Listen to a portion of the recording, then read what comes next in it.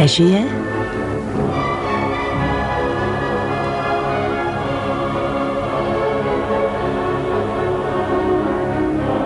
pohádka o oslí kůži začíná.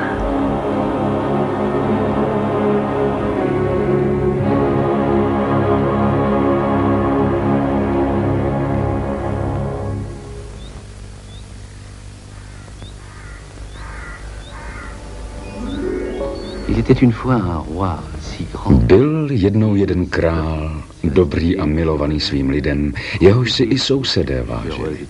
Dá se říci, že byl nejšťastnějším ze všech panovníků.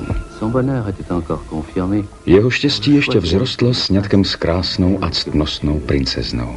Žili v nerušeném souladu.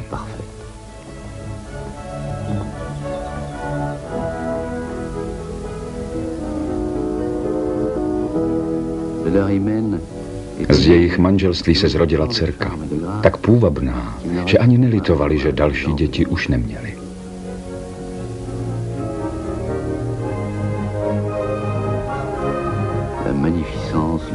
Žili v nádheře, kráse a hojnosti v překrásném zámku.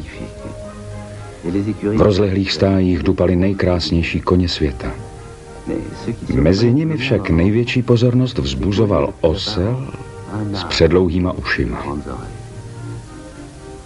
Myslíte si možná, že takové ustájení bylo pro osla až příliš velkou ctí, ale až se dozvíte, co všechno dovedl, pochopíte, že mu toto místo právem náleželo.